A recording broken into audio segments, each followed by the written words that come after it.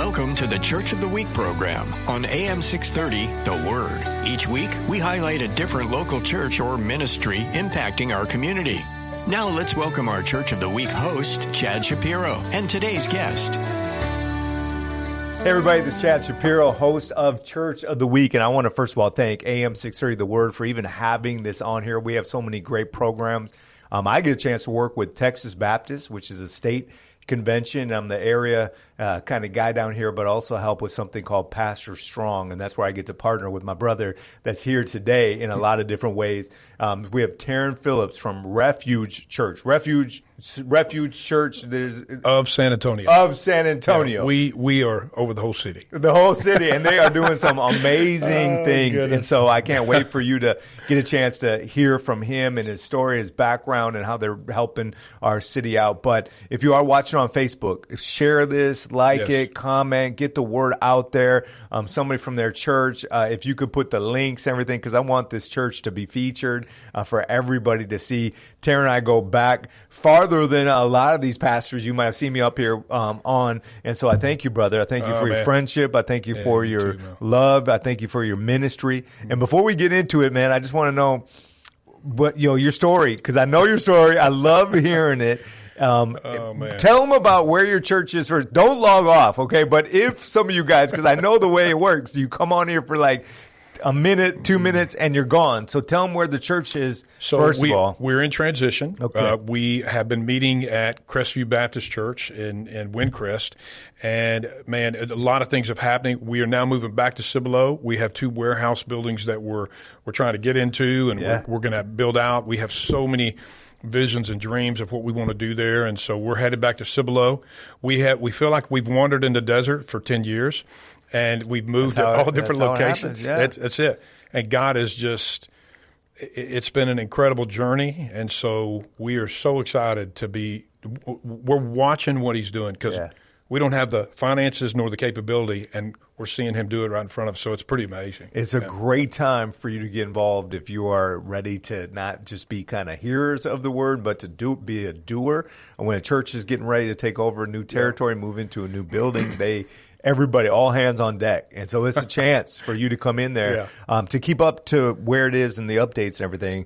The Facebook page, the website, different things. How would they do that? So you can go to our Facebook page, which is Refuge Church of San Antonio, or you can go to www.refugechurchsa.com.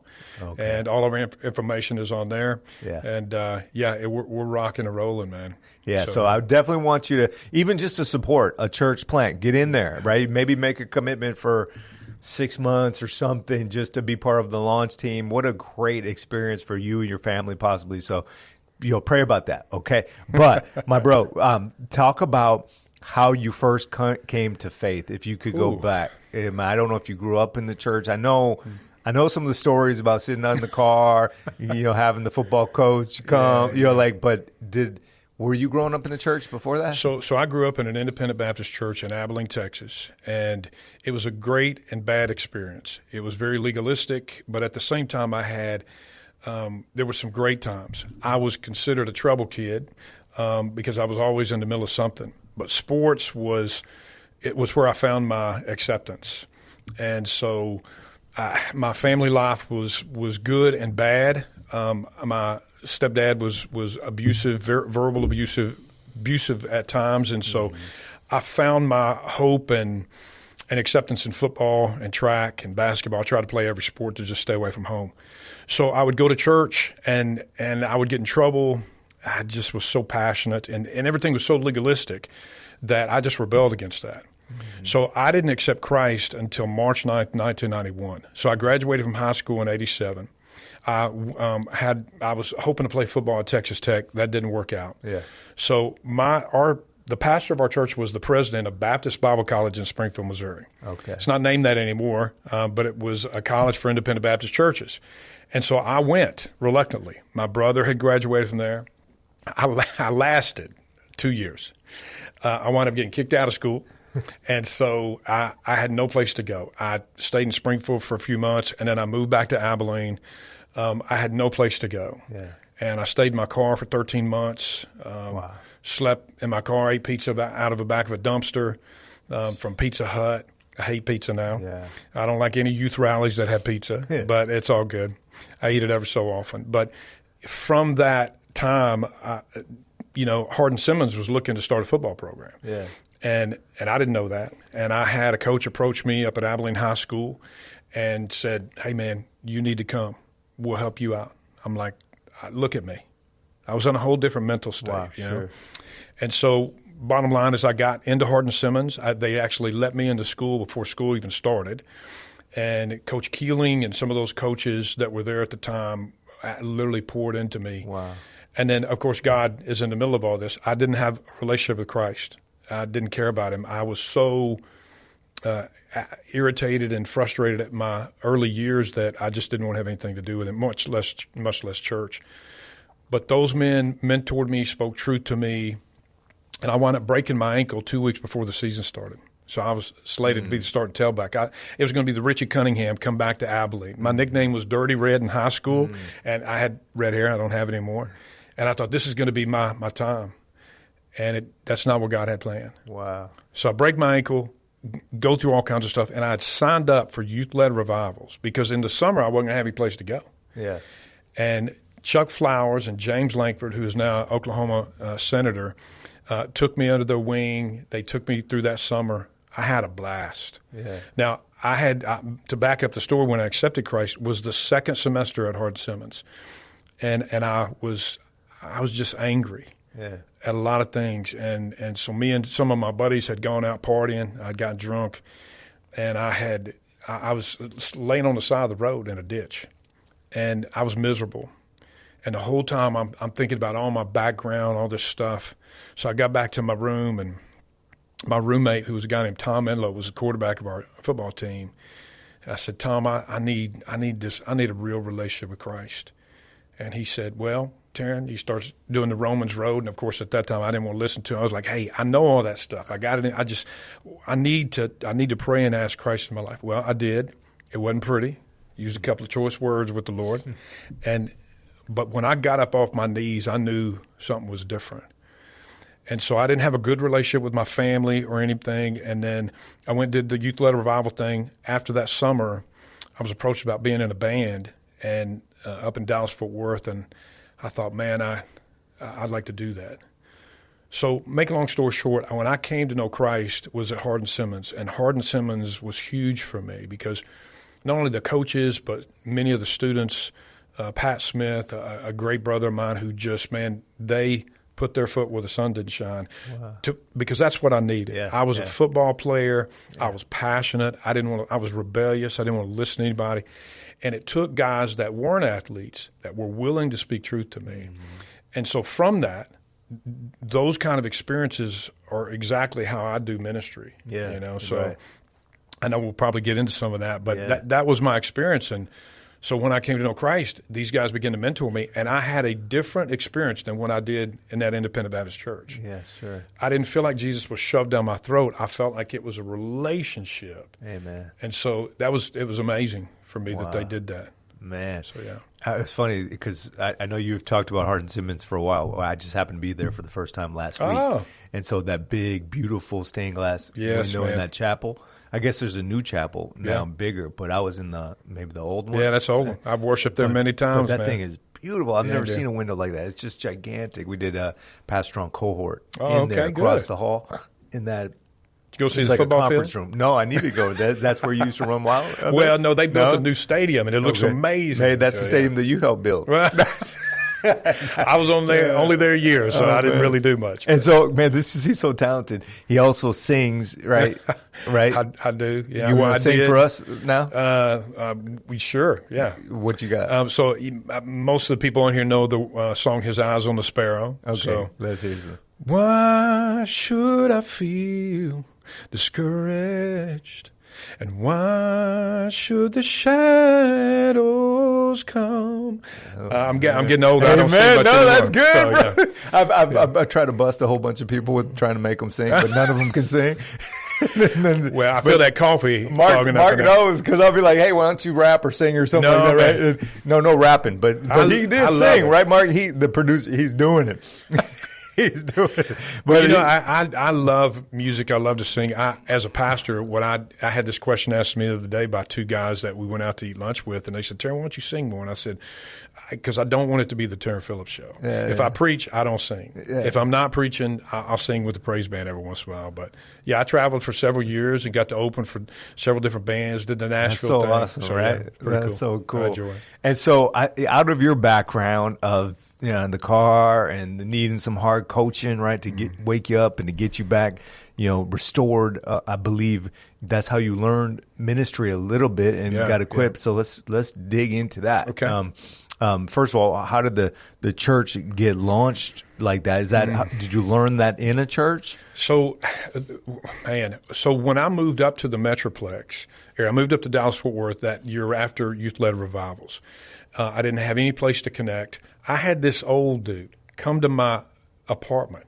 I'm in my underwear. Yeah. I answer the door. It was this huge guy. His name was Brother Al Hoops. He's 6'6". He says, "Hey man, I heard about you from James Langford, and I'm here to talk to you about being my youth pastor." And I was like, okay. He goes, "And you're going to lead worship at my church. I'm going to pay you $50. You're going to be there on Sunday. Here's the address. Show up." And I'm like, first of all, dude, who are you? Yeah, wow. And he just walks away. So I'm thinking, okay, $50. I mean, I working at McDonald's trying to get, you need something. So I get up, and I lead worship. I have no idea how I'm swinging my hands. I just knew how to sing, right? So I get up, and I got real frustrated because it was a bunch of older folks, and I'm up here really young in my 20s, and nobody was singing. And I'm not going to repeat what I said, but I was cussing as I'm leading worship, telling these people they need to blankety blank sing. And Brother Al's just sitting there.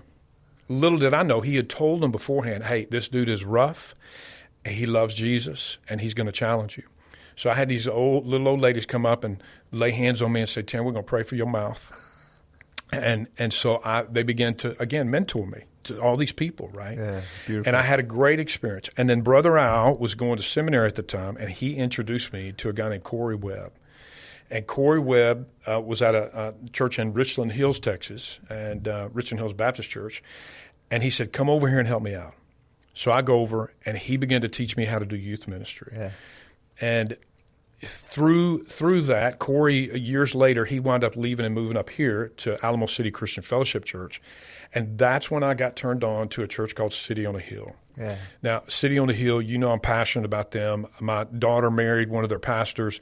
I went there for 15 years. 15. I went there Wow. through recovery from drug, sex, alcohol addiction, all that kind of stuff.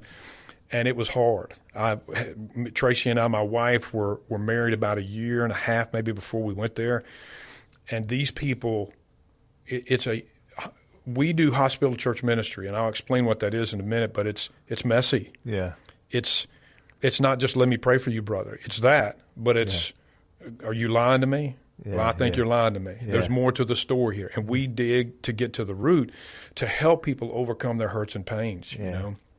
And so they were very instrumental in that. And again, one more set of people that got in my business and were willing to risk it because I would get angry at these people. I'd cuss them out, and they just kept coming back. Just kept coming back. They saw something in me. And the pastor that was there, James Reeves, man, one day he made me so mad. I literally took my arm and slung everything off his desk, and I won't repeat what I said to him either. And but he came back. And my wife asked me, she said, "Terrin, how'd it go with James?" And I said, "It went pretty good." And she said, "You're lying to me. Watch this." And she said, "I'm going to leave you tomorrow if you don't meet with him." Wow. And I was like, "What?" Now, I'm singing Christian music at this time. Whoa. Okay? Man. I'm traveling and singing, and I'm living this double life. A lot of artists do, just telling you. Yeah. A lot of pastors do too. And this is why I do the ministry I do now, because I know what it was like to do that. Yeah. And so he met with me the next morning, and he said, "Dude, you're like a 15-year-old little kid, naked in a dark room. You're that insecure." And he hit the head on the nail because he understood he was that way. Yeah. So those people mentored me and walked me through how to do ministry that was messy. We did that for many years. I went off and did my first youth ministry job and did that for a while. And then City on the Hill brought me back on staff there. Amen. Hey, real quick. Yeah. You're listening to Church of the Week here on AM 630 The Word, KSLR.com. My name's Chad Schapiro. I'm blessed to be the host of this thing, and I'm thankful that we have Pastor Terrin Phillips up here from Refuge Church of San Antonio. That's it. And so if you missed the first part, get the podcast, go on YouTube, Facebook Live, get back in there and watch it because it's been good. So didn't mean to interrupt you. Just want to make sure everybody knows where we're at. I did mean to interrupt you, but I now want to get back into it. So the hospital church, they taught you how to do that. That's where we were. Yeah. So hospital church ministry for us at Refuge today. So this is what it is. It is not your average church. Now, when you come, we have worship, we have small groups, we do groups in people's homes, Bible study groups in people's homes. But what we are best at is being real, honest, and blatantly intentional and deliberate at digging in with people to do life with them. Because what we find is most people bullcrap their way through church. Mm-hmm. They come to church, they sit, they play a game because they don't have a place that's safe for them. You know, we're told, go to church, man, give it to the Lord. But don't give it to anybody else. Yeah, because they'll know your stuff. Oh man. Well, here, listen. You know me. I'll tell you. I share my crud, whatever you want to call it, and that's I tell it on thing. Sunday. Thank you, for using the word crud. Yeah. Because I don't know if what would happen. FCC get ratings bad. We'd be reined in quick. Yeah. So I mean, my thing is, I share my stuff, my junk, and the reason why is because if I can't do it, or if I can do it, then my people will feel safe enough to do it. And so some people will say, well, Terrin, you share too much. And I'm like, well, is there really sharing too much? Yeah. If Jesus has saved me and he has redeemed me and turned my life around, I mean, the people we work with, you're talking about affairs, homosexuality, transgenderism, so many issues of today, of students that we've had to work with, adults, affairs. Listen, we have a ton of people that got irritated at Refuge Church because we held them accountable on issues. They left and they came back. Yeah. We have a church full of people that got irritated at me. And I said, I don't care, because I do care. I care enough to love people and speak it into them, because in the end, time works itself out. There's a phrase that my pastor friend James Reeves used to say, and he said, time and truth go hand in hand. And so what we do as a ministry is we have ministry leaders that they've walked through the process of the Life Change book. It's a 12-step book that we have. We do 15, 16 different books on finances. Good gosh, we did a transgender conference 2 years ago. We invited pastors all over San Antonio. We had one pastor come. Yeah. That's it. Those are issues that we deal with that are messy. It's hard conversations. But we're saying, not how would Jesus do this, but what does he want us to do to reach these people? So we have people that have been drug addicts. I have a girl that's she leads worship for us. Her mom came to us 15 years ago, or I have to say 13 years ago, lost her kid. She was a drug addict. Yeah. She went through the process. That lady's daughter is now our worship leader, and she helps lead worship. She works at CAM, Christian Alliance Network, in downtown San Antonio, and she walks around popping people with Narcan, bringing them back to life, and telling them about Jesus. Wow. That's the kind of stuff, people that we have. And then we have people that, middle class, upper class that come. We have people that have money. We have people that don't have money. Yeah. But when they come, they know it's a place to get real. Yeah. And to me, that's the greatest thing about Refuge, that they can go, and it don't matter what their social status is or where they're from, they can share their mess, and it's a safe place to work through it. So one of the phrases we say is, we want people to help people deal with and face life's tough issues while connecting with God and others. Yeah. So that's why we do what we do, man. Man, we love it. I love it. And the reality is, this stuff coming to light, we see it every day in the media, that it's coming to light from the darkness, unfortunately. Yeah. It's coming out, getting caught, busted, not even necessarily restored properly. And you guys are literally trying to get in there and help them deal with the root of their mess that's slowing them down. And well, we do it with pastors. I mean, we've worked with pastors who've had affairs and all this kind of stuff. I mean, myself, I've had failure after failure after failure through the time I accepted Christ, even up to now. I mean, my mind is full of all kinds of mess from my past. Mm-hmm.